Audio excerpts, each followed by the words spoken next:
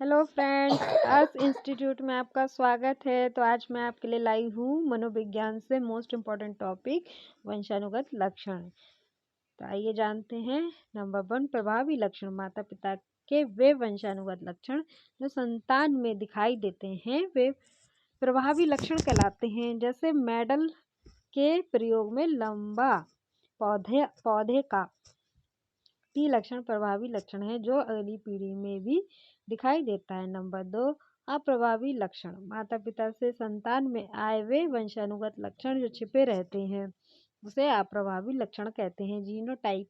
Genotype एक जीनों का समूह है जो किसी व्यक्ति के विशिष्ट लक्षणों के लिए उत्तरदायी होता है। यह कोशिकाओं में उपस्थित आनुवंशिक सूचना होती है जो किसी भी व्यक्ति में हमें प्रत्यक्ष रूप से दिखाई नहीं देती है। यह 2 विकल्पीय युग में सूचनाएं होती हैं जिन्हें निरीक्षण द्वारा देखा नहीं जा सकता। इसका पता जैविक परीक्षणों से लगाया जाता है। ऐसी सूचनाएं वंशानुगत लक्षण होती हैं जो माता पिता से अगली पीढ़ी में जाती हैं। जीनोटाइप का उदाहरण: आंखों के रंग के लिए उत्तरदायी जीन, बालों के लिए उत्तरदायी जीन, लंबाई के लिए उत्तरदायी जीन, आनुवांशिक बीमारियों के लिए उत्तरदायी जीन आदि। जीनोटाइप बदलाव निम्न तरीकों से किया जा सकता है। नंबर 1, जीन का गुणसूत्रों में परिवर्तन करके, जीनों का पुनः संयोजन करके। नंबर 3, जीनों का संरक्षण करके। वातावरण की परिभाषा: डगलस तथा हॉलैंड के अनुसार किसी व्यक्ति पर पड़ने वाले समस्त प्रभावों, शक्तियों तथा सामूहिक रूप से वर्णित दशाओं को वातावरण कहते हैं। यह जीवित प्राणियों के जीवन, स्वभाव, व्यवहार, बुद्धि, विकास तथा परिपक्वता को प्रभावित करता है।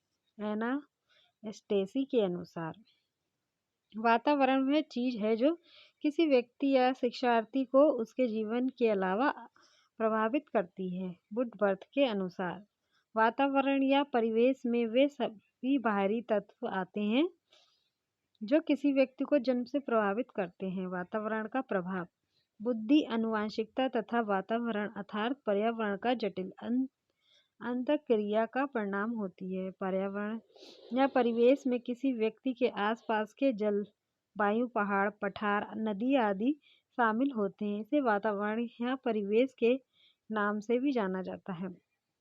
वातावरण किसी शिक्षार्थी के विकास का महत्वपूर्ण कारक है। शिक्षार्थी के विकास में आनुवंशिकता के साथ ही वातावरण का भी बराबर का योगदान होता है।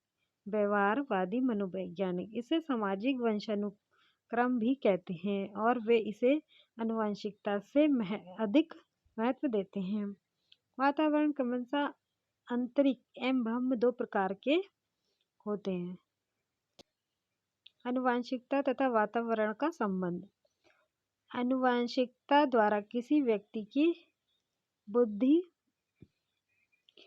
की परिसीमाएं निर्धारित की जाती हैं। बुद्धि का विकास उस परिसीमन के अंतर्गत पर्यावरण में उपलब्ध अवलंबों और अवसरों द्वारा तय होता है। अगर व्यक्ति का वातावरण प्रेरक है तो उसकी बुद्धि का विकास आसान हो जाता है, परंतु किसी भी स्थिति में उसकी बुद्धिलब्धि परिसीमाओं द्वारा तय किए गए बौद्धिक स्तर के परे नहीं जा सकती है। परिसीमित बुद्धि के ही उच्चतम बौद्धिक स्तर है जो इंसान अपने पूरे जीवन काल में हासिल कर सकता है। आनुवंशिकता तथा वातावरण का बुद्धि पर प्रभाव: शिक्षार्थी द्वारा पाठ्यक्रम को सीखने, उसे समायोजित करने तथा निर्णय लेने की योग्यता को बुद्धि कहते हैं। तेज बुद्धि वाले शिक्षार्थियों का मानसिक विकास भी जल्दी होता है। गोडार्ड के अनुसार आनुवांशिक रूप से मंद बुद्धि वाले अभिभावक की संतान भी सामान्यतः मंदबुद्धि वाली होती है। इस तरह तीव्र बुद्धि वाले अभिभावक की संतान की बुद्धि भी तीव्र होती है। शिक्षार्थी संवेगात्मक क्षमता का विकास भी उसकी मानसिक क्षमता के अनुसार होता है। शिक्षार्थियों में सामाजिक एवं पारिवारिक वातावरण के अनुरूप ही उसके संवेगों का विकास होता है। क्रोध या ईर्ष्या जैसे संवेगों का उसके विकास पर बुरा प्रभाव पड़ता है। यदि शिक्षार्थी संवेगात्मक रूप से असंतुलित हो तो वह सीखने में ध्यान नहीं दे पाते। हैं और उसे उनका मानसिक विकास प्रभावित कर होता है। मनोविज्ञान का मानना है कि प्रजाति के कारण भी बुद्धि की श्रेष्ठता निर्धारित होती है।